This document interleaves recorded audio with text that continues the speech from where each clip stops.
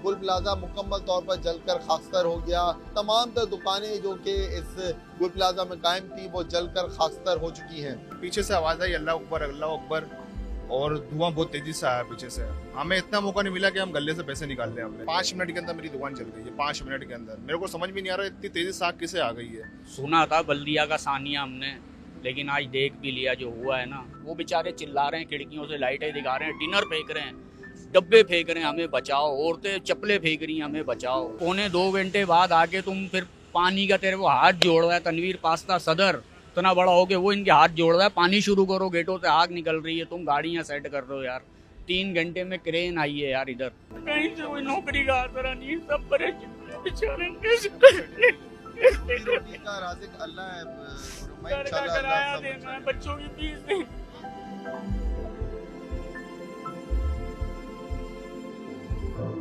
अस्सलाम वालेकुम, कराची से मैं हूं शामिर खान और आप देख रहे हैं एक्सप्रेस न्यूज़। सदर अहमद जिन्ना रोड पर वाक़ गुल प्लाजा में एक अफसोसनाक वाक़या पेश आया और इस अफसोसनाक वाक़े में गुल प्लाजा मुकम्मल तौर पर जलकर खाकसतर हो गया। बेशतर हिस्सा इसका मुनहदम हो गया। तमाम तर दुकानें जो कि इस गुल प्लाजा में कायम थी वो जलकर खाकसतर हो चुकी हैं। इतने खौफनाक मनाजिर हैं कि ये हम आपको दिखाने से भी कासिर हैं, क्योंकि यकीनी तौर पर उन लोगों के दिल पर गहरा सदमा पहुँचेगा जिनके कारोबार इस आतिशज़दगी के वाक़े में तबाह हो गए। वो अफराद जो कि इस मलबे तले फंस गए हैं, उनके अहल खाने अगर ये मनाजिर देखेंगे तो यकीनी तौर पे उनके दिल पे जो है वो खासा भारी गुजरेंगे। हमारे साथ कुछ ताजिर भी मौजूद हैं जिनकी दुकानें यहाँ पे मौजूद थी और जब आग लगी इस गुल प्लाजा में वो इस वक्त इस मार्केट में मौजूद थे। इनसे जान लेते उस वक्त क्या सिचुएशन थी, क्या हालात थे और अंदर कितने लोग थे। अपना नाम बताइएगा और बताइएगा किस चीज़ की आपकी दुकान थी और जब आग लगी तो सबसे पहले हुआ क्या। मेरा नाम बाबर है। मेरी गुल प्लाजा में 7 नंबर गेट पर बेडशीट की दुकान है। दस में बिल्कुल सब कुछ सेट था, लेकिन पीछे से आवाज़ आई अल्लाह अकबर, और धुआं बहुत तेज़ी से आया पीछे से। हमें इतना मौका नहीं मिला कि हम गले से पैसे निकाल लें अपने। जो हमारी सेल थी ना 70-80 हज़ार रुपये की, वो भी उसी टाइम नहीं निकाल पाए हम। और हम बाहर निकले और पीछे से आग हमारे पीछे थी। मार्केट में 1200 दुकानें सब की सब जल के राख हो गई है। और यहाँ तो बोल रहे हैं कि 60 अफराद अंदर है, लेकिन हमारे अंदाजे से 150-200 अफराद अंदर है। ये आप 150-200 अफराद बता रहे हैं, ये कैसे कह सकते हैं। ये दरअसल में जो मेजडान पे जो लोग थे ना वो फंसे सारे। ग्राउंड के लोग तो निकल गए थे, लेकिन जो ऊपर के लोग हैं ना मेजडान के और ये फर्स्ट सेकंड थर्ड फ्लोर के, ये लोग फंस गए थे, ये नहीं निकल पाए।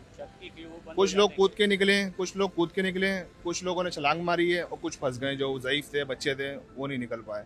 हम लोग तो ग्राउंड पे थे, हम निकल गए तेज़ी से करके, लेकिन हमारा जानी नुकसान तो नहीं हुआ, लेकिन माली नुकसान बहुत ज़्यादा हुआ हमारा। अच्छा भाई, ये बताएं आप ग्राउंड फ्लोर पे थे, आपने क्या देखा कि आग के शोले आ रहे थे या धुआं आ रहा था। क्यों बताया जा रहा है कि धुआं था जो कि मेजनाइन से या फिर ग्राउंड फ्लोर से अचानक से निकला और फिर पूरी बिल्डिंग को लपेट में लिया। आपने क्या देखा। ये जो हुआ है ना सानिया, ये हुआ है ग्राउंड से स्टार्ट। ग्राउंड पे 3 नंबर गेट से कोई पुल वाले की दुकान थी, वहाँ से ये कुछ हुआ है शॉर्ट सर्किट वगैरह। तो वहाँ से ये आग भड़की है। भड़कते भड़कते पहले हमारे पास तो धुएं की रिपोर्ट आई कि धुआं आ रहा पीछे से बहुत तेज़। हम अपना सामान भी नहीं समेट पाए, बस चाबी चश्मा उठाया मैंने तो अपना बाहर निकला हूँ तो पीछे से आग भी आई है मेरे पीछे। और मैं बाहर निकला हूँ तो 5 मिनट के अंदर मेरी दुकान जल गई है। 5 मिनट के अंदर मेरे को समझ भी नहीं आ रहा इतनी तेज़ी से आग किसे आ गई है यहाँ पर। 5 मिनट में पूरी दुकान जल गई मेरी बेडशीट की। सामने गारमेंट्स की दुकान थी, ओपन पड़ी थी दुकान, बंद भी नहीं करी थी हम लोगों ने। ओपन दुकान जल गई पूरी, क्योंकि हमारा सारा माल कपड़े का माल है, तो ये तेज़ी से फैलती है आग इसके ऊपर। और पीछे सारा कपड़ा गारमेंट्स वाले बैठे हुए थे, सबों का लाखों करोड़ों रुपए का नुकसान हो गया हमारा। अब जानी नुकसान तो हुआ है लोगों को, उस पर तो बहुत अफसोस है हमारे को, लेकिन हमारी तो सारी जमा पूंजी, हमारा घर वगैरह सब यहीं से चलता था। तो हम तो किराएदार हैं, ये मुलाजिम है हमारे, ये भी हमारी सी, इनका भी घर वगैरह सब हमारी दुकान से ही चलता था। अब हमारी तो हुकूमत से ये दरकार थी जो हमारा नुकसान है वो हमारा करके दे, हमारे को भर के दे जितना था। अब आपका भी रोजगार यकीनी तौर पे यहाँ से मुंसलिक था। आप क्या बोलेंगे। इस तरह भाई ने भी बताया कि मेजनाइन फ्लोर गालिबन बंद हो गया था या फिर इसके रास्ते बंद थे। अमूमन बंद हो जाते हैं इस गुल प्लाजा के रास्ते। अमूमन सर रात को 10 बजे तक सीढ़ियाँ बंद हो जाती हैं, रैंप खुला होता है, लेकिन जो ये कंडीशन थी ना ये बहुत ख़तरनाक थी। ज़िंदगी में पहली बार देखा है। सुना था बल्दिया का सानिया हमने, लेकिन आज देख भी लिया जो हुआ है ना, ये आज अपनी आंखों से देखा है। हम तो प्लानिंग कर रहे थे, मैंने ऑनर को बोला मेरे को शबान का चांद दिखेगा, मेरे को आधा बोनस दे देना यार, मैं राशन वाशन डालूंगा, अपने बच्चों की फीसें दूंगा, घर के किराया वगैरह दूंगा मैं। क्योंकि मेरा एक कमरे का घर है, 5 बच्चे हैं मेरे, सारे स्कूल पढ़ते हैं, हाफिज़ कुरान बन रहे हैं 2 बेटे मेरे। लेकिन यहाँ तो जोन सा है ना, मेरे सेठ ने बोला सही है, अल्लाह मालिक है, पीर मंगल को देखते हैं, कुछ करेंगे जो भी है। लेकिन 5 मिनट के अंदर अल्लाह अकबर के नारे हमने सुने, उसके बाद फिर कुछ नहीं पता क्या हुआ है, कैसे हुआ है। पौने घंटे में गाड़ियाँ आई हैं, वो बोल रही हैं ट्रैफिक जाम है। कहाँ से ट्रैफिक जाम है यार, ये सिविल के पास तुम्हारा डिपो है, नाजमाबाद में है, सदर में है। फिर तुम पौने 2 घंटे बाद आके तुम फिर पानी का तेरे को हाथ जोड़ रहा है, तनवीर पास्ता सदर इतना बड़ा हो के वो इनके हाथ जोड़ रहा है, पानी शुरू करो, गेटों से आग निकल रही है, तुम गाड़ियाँ सेट कर रहे हो यार। 3 घंटे में क्रेन आई है यार इधर, 3 घंटे में क्रेन आई है। वो बेचारे चिल्ला रहे हैं, खिड़कियों से लाइटें दिखा रहे हैं, डिनर फेंक रहे हैं, डब्बे फेंक रहे हैं, हमें बचाओ। औरतें चप्पलें फेंक रही हैं, हमें बचाओ। लेकिन कोई बचाने वाला नहीं। बगैर कपड़ों के 2-3 लोग गिरे हैं रोड के ऊपर, बगैर कपड़ों के। लेकिन कुछ समझ में नहीं आया। 23 साल यहाँ काम करा, खून पिलाया गुल प्लाजा को, इसके अलावा कोई सहारा ही नहीं है। उधार भी यहीं से लेते थे, उधार भी यहीं देते थे, अपना सब रोटी रोजी यहीं से चलती है। लेकिन अब कोई ऐसा नहीं है हाल, किसी का कोई नहीं है। अभी तक 2 दिन हो गए, किसी ने फ़ोन करके ये नहीं पूछा खुरम क्या हाल है या बाबर भाई क्या हाल है, कोई मदद, कोई हेल्प, घर में बच्चों ने खाया है नहीं खाया है, लेकिन कुछ ऐसा नहीं पता। अड़ोस पड़ोस साथ दे रहे हैं बस। खुरम भाई, यकीनी तौर पे अफसोस की घड़ी है, मुश्किल वक्त है आप लोगों पे, लेकिन आपको क्या लग रहा है कि इंतज़ामिया, खुरम भाई हौसला रखें, हौसला रखें खुरम भाई, हम समझ सकते हैं आपका गम, जाहिर सी बात है कि छोटे छोटे बच्चे, खुरम भाई हौसला रखें, हम अल्लाह बेहतर करेगा, हो जाएगा। कहीं से कोई नौकरी का आसरा नहीं है, सब परेशान है बेचारे। रोजी रोटी का राज़िक अल्लाह है खुरम भाई, घर का इंशाल्लाह अल्लाह किराया सब देना अच्छा है, करेगा। बच्चों की फीस देना, कैसे देते हैं यार। कहाँ भी चोरी डकैतियाँ करेंगे, मरेंगे कुत्ते की मौत हम लोग। कीड़े मकोड़े हम लोग, जब चाहे मार दो, जब चाहे जिंदा कर दो यार। तो पुरकाने हाल नहीं है किसी का। खुरम भाई, यकीनी तौर पे हम कुछ भी बोले, हमारे अल्फाज हैं, आप ही महसूस कर सकते हैं जो भी आप लोगों के साथ गुजरा। 4 बजे तक मैं यहीं पे था सर, सब मुझे लेने आए, सब गले लग लग के रो रहे थे, तुम जिंदा बच गए, अल्लाह मालिक है, हम पालेंगे तुम्हारे बच्चों को। अल्लाह का शुक्र है। रमजान साहब थे ऊपर, उनके पास मैंने काम करा, वो बेचारे पता नहीं मर गए जिंदा है। उनका बेटा सिराज है, नवीद है, अकमल भाई वाले थे, सबका नुकसान हुआ बेचारों का यार। सारे साथ थे हमारे, सब यार दोस्त थे, सबसे मस्जिद में मिला हूँ मैं। आज वो नहीं है, उनके घर वाले बेचारे रोड पे बैठे हुए कल से परसों से यार। कोई पुरकाने हाल नहीं, कोई पूछने नहीं आया। वही मैं कह रहा हूँ खुरम भाई, कुछ इंतजामिया हुकूमत कोई भी नहीं आया सर, बस सब कमेटी वाले बेचारे लगे हैं। उन्होंने कल हड़ताल की कॉल दी है, अब देखते हैं कराची क्या करता है, हुकूमत क्या करती है। जैसे कोऑपरेटिव वालों का हाल हुआ था, वही हाल हमारा होगा, हम भी रोडों पे बैठेंगे आके। बिल्कुल एक गम की घड़ी है, गम और गुस्से का शिकार हैं वो ताजिर जो कि इस आतिशज़दगी के वाक़ये के मुतासरीन हैं और अपना गम किसी तरह कंट्रोल कर रहे हैं, अपने अल्फाज में बयान कर रहे हैं जो भी इनके साथ मुश्किल की घड़ी है।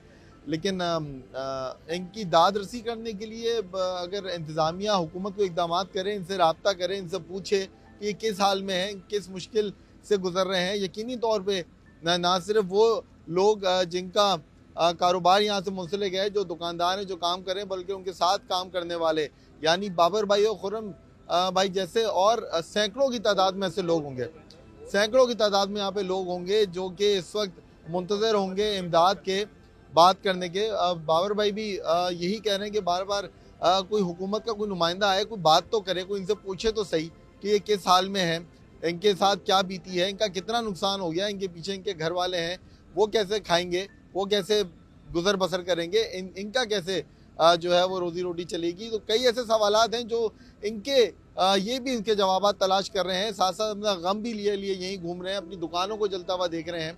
तो बड़ी अलार्मिंग सी सिचुएशन है जहाँ से यहाँ पे जो लोग हैं वो जिससे दो चार हैं, इनसे तो आपने बात सुनी इनकी, जो कि मुतासरा लोग हैं इस गुल प्लाजा में लगने वाली आग के। अब इसके साथ साथ इनसे बात करेंगे हम रेस्क्यू के उन इदारों से जो कि यहाँ पे रेस्क्यू के अमल में हिस्सा ले रहे हैं, आग बुझाने के अमल में हिस्सा ले रहे हैं। तमाम तर सवालात के जवाब हासिल करेंगे।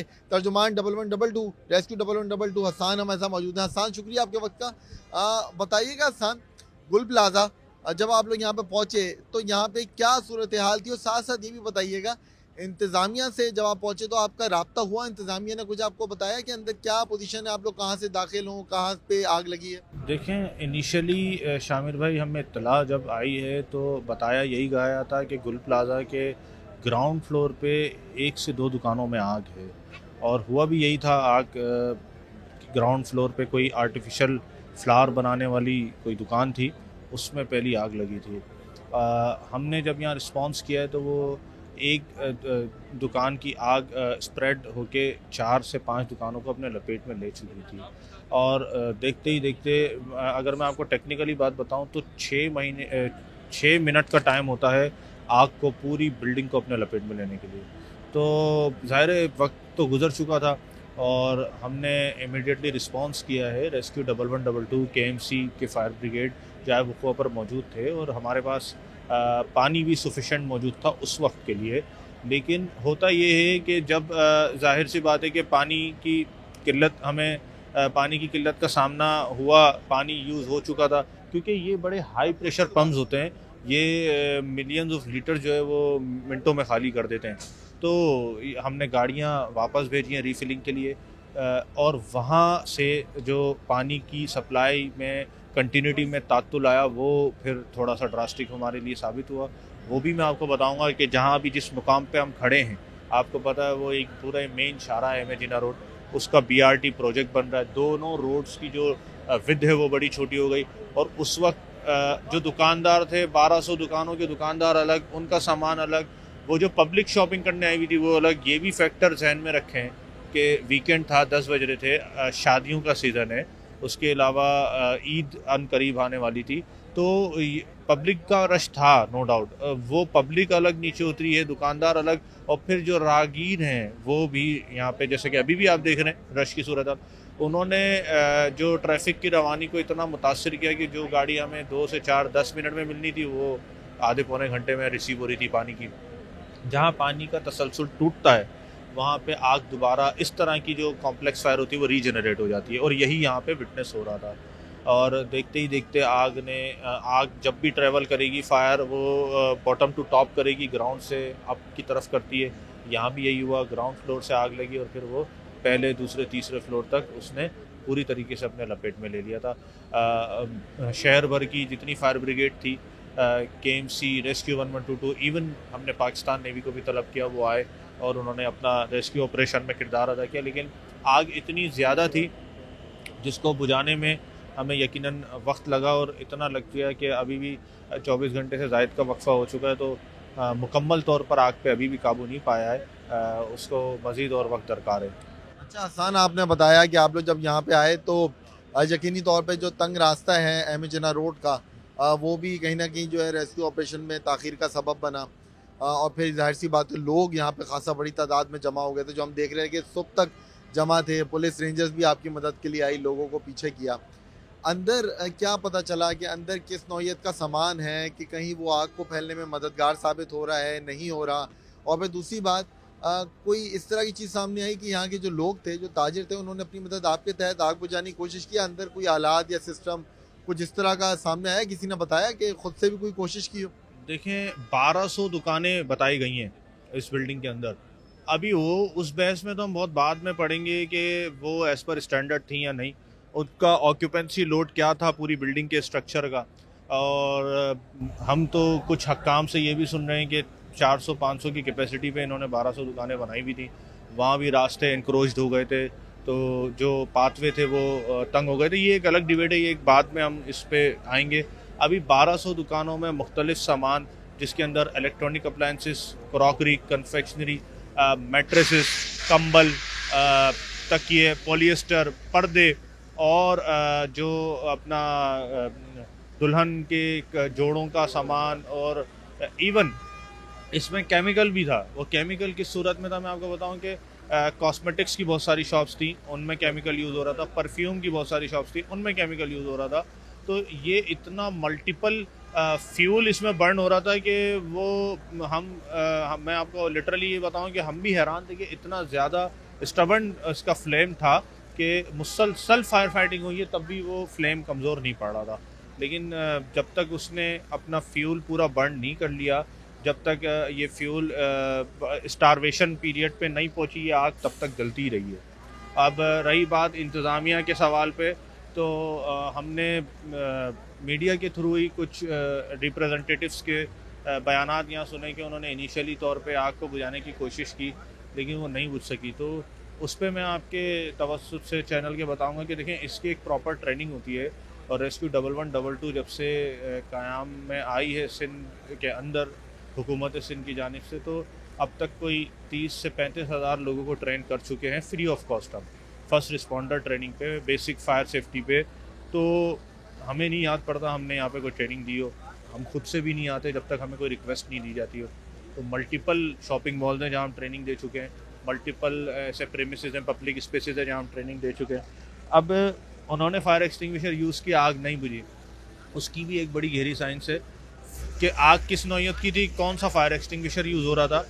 वो शायद अपनी मदद अपने हिसाब से बिल्कुल सही कर रहे थे लेकिन टेक्निकली उनसे कूप अप नहीं हुआ। ये तो ज़ाहिर है आफ्टर इन्वेस्टिगेशन ही सामने आएगा और वो क्यों नहीं हुआ तो वो भी देखा जाएगा कि क्या वो एक्सटिंग्विशर जो यूज़ कर रहे थे वो एडिक्वेट था इस तरह की आग पर या वो बस। और फिर यहाँ पे तो देखें 2 नंबर इतनी मैं क्या बोलूँ कि वो एक्सटिंग्विशर भी जो है वो ओरिजिनल था, उसका जो एक्सटिंग्विशिंग एजेंट था उसकी स्ट्रेंथ ख़त्म हो जाती है। वो स्ट्रेंथ हर साल टेस्ट होता है, सर्टिफाइड एक्सपायर हो जाता है, स्ट्रेंथ ख़त्म हो जाती है। तो क्या वो एक्सपायर तो नहीं थे, यकीनन नहीं होंगे। रिम्पा प्लाजा इतना बड़ा सिस्टम इन्हें चला रहे हैं तो ये चीज़ें तो वो ऑडिट या इंस्पेक्शन कराते ही होंगे, लेकिन किस फर्म से करा रहे हैं, कौन सी फर्म से वो ट्रेनिंग ले रहे हैं, तो ये चीज़ें अभी हैं जो हमारे जहन में हैं, सवालिया निशान है। उन्होंने कोशिश ज़रूर की होगी बट वो नहीं करवाए इसको काबू। अच्छा आसान ये भी बता दें कि गैजेट्स क्या क्या इस्तेमाल किए जाएंगे इस सर्चिंग ऑपरेशन के लिए, क्योंकि बड़ा ख़तरनाक ऑपरेशन है। कोई शख्स अगर अंदर जाता है किसी को तलाश करने के लिए तो उसकी अपनी जान भी रिस्क पे आ जाएगी। बिल्कुल रिस्क पर है और इसी वजह से हम अवॉइड कर रहे हैं कि पूरी सेफ्टी और सिक्योरिटी के साथ हम अंदर जाके सर्च ऑपरेशन करें। गैजेट्स शामिर भाई एज़ पर स्टैंडर्ड जो भी फायर एंड रेस्क्यू सर्विस के पास होने चाहिए वो रेस्क्यू 1112 के पास मौजूद हैं। हमारे पास सेल्फ कंटेंट ब्रीथिंग एपरेटस हैं। ये किसी भी इस तरह के कन्फाइंड स्पेस में आग में जाने के लिए सांस लेने में हमारे रेस्क्यूअर को मदद देंगे। फुल टर्न आउट गियर है कि एक सर्टेन टेम्परेचर तक वो बंदा जो है आग से बचा रहता है। इमेजिंग कैमराज हैं, इंफ्रारेड कैमराज हैं, हीट डिटेक्टर्स हैं, बट ये सारे एज़ पर सिचुएशन यूटिलाइज़ किए जाएंगे। हम ये नहीं कह सकते कि उनका यूटिलाइजेशन करके हम बिल्डिंग में जाके सर्च कंप्लीट करें, क्योंकि इन तमाम चीज़ों से हटके जो सबसे बड़ा चैलेंज अभी है वो बिल्डिंग की अपनी स्टेबिलिटी है जो कॉम्प्रोमाइज़ हुई है। तो मैं इनको पूरा टर्न आउट गियर पहना के बिल्डिंग में एंट्री करा दूं और बिल्डिंग गिर गई तो वो सब कुछ फेल है, कोई गियर काम नहीं आने वाला उस वक्त। तो ये चीज़ें हैं जो चैलेंजेस हैं, उसको देख रहे हैं पार्शली। जहाँ पे थोड़ी भी हमें स्ट्रेंथ दिख रही है वहाँ प्लान कर रहे हैं कि सर्च करें और सुपरफिशियल सर्च के ज़रिए ही एक फिगर आउट कर लें कि कहाँ पे लोग फंसे हो सकते हैं। बहुत बहुत शुक्रिया आसान। तर्जुमान रेस्क्यू 1112 को हमारे साथ मौजूद थे, तमाम तर तफसीलात बता रहे थे। जब ये ऑपरेशन शुरू किया गया रात 10 साढ़े 10 बजे के करीब, कैसे आग बुझाई जा रही है, कैसे यहाँ पे फंसे हुए लोगों को तलाश किया जा रहा है, कैसे डाटा मेंटेन किया गया, किन मुश्किलात का सामना हुआ, तमाम तर तफसीलात से इन्होंने आगाह किया है। अभी DIG साउथ के मुताबिक ये बताया जा रहा है कि 26 अफराद ऐसे हैं जिनके मोबाइल फ़ोन की लोकेशन ली गई है, तो वो इस गुल प्लाजा के अंदर की आई है, जो कि गुज़िश्ता रात से अब तक मुख्तलिफ मौक़ों पर ली गई है, ये चेक करने के लिए कि आया ये शख्स, ये अफराद अंदर मौजूद हैं या नहीं। और जबकि मजमूई तौर पर अगर देखा जाए तो जो लोग इस आतिश ज़दगी के वाक़े के बाद से लापता हैं या मिसिंग हैं, उनकी तादाद 55 से 65 के करीब बताई जा रही है। तो यकीनी तौर पर अलार्मिंग सिचुएशन है जो कि इस वक्त यहाँ पे पैदा हो चुकी है। रेस्क्यू के इदारे काम कर रहे हैं, कोशिश ही की जा रही है जल्द अज जल्द इस आग को मुकम्मल तौर पर कंट्रोल किया जाए और फिर एक कड़ा इम्तहान, एक बड़ा इम्तहान शुरू होगा इस मखदूश इमारत में दाखिल होने का और सर्चिंग अमल शुरू करने का और जो लोग अंदर मौजूद हैं उनको सर्च करने का। लेकिन एक सवालिया निशान ये आतिशज़दगी का वाक़या हुकूमती इदारों पर भी छोड़ता जा रहा है कि आखिर कब तक ऐसी आगे लगती रहेंगी, कब तक दरिया किनारे आबाद ये शहर पानी के लिए तरसता रहेगा, फायर टेंडर्स यहाँ पे पानी की किल्लत का उनको सामना होता रहेगा और कब तक लोग अपनी जानों से ऐसी याद धोते रहेंगे।